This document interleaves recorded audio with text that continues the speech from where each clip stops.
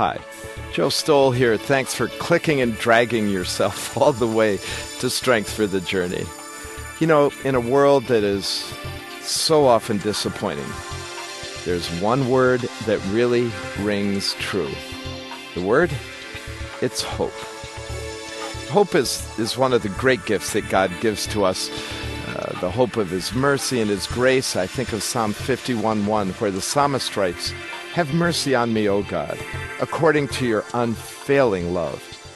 According to your great compassion, blot out my transgressions." Talk about something to hope in. Hey, that's huge.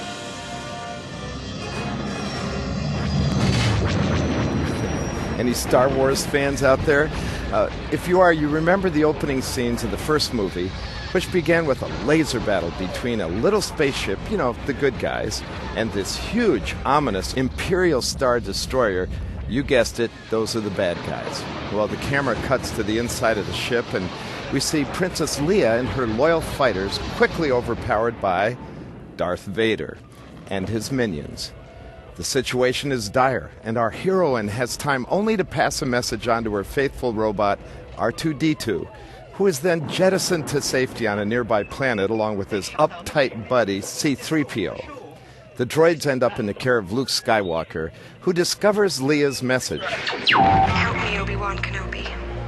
You're my only hope. Help me, Obi-Wan Kenobi. You're my only hope. You're my only hope.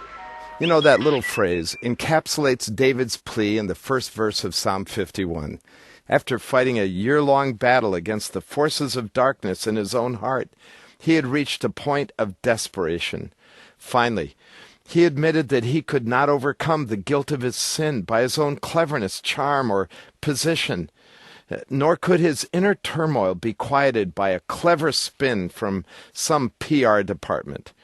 In the face of the mess he had made of his life, adultery, deception, and murder, he was left with only one hope, a plea for mercy from God who held all the cards regarding David's cleansing. You know, I have to tell you, whether it's the overwhelming forces of life's struggles or the guilt of our sin, our only hope is that God, in His mercy, will forgive and deliver us. As David writes in Psalm 42:11, "Why are you downcast, O my soul? Put your hope in God." You see, the good news for David, and for those of us who need to come to this same tipping point in our walk with Christ, the good news is that our hope is never misplaced when we place it entirely and completely in God. And our confidence in His willingness to bestow delivering mercy is grounded, as David said, in the fact that God is a God of unfailing love and great compassion. David said it best when he penned the words of Psalm 25:3. "No one whose hope is in you," David said, "will ever be put to shame." I love that.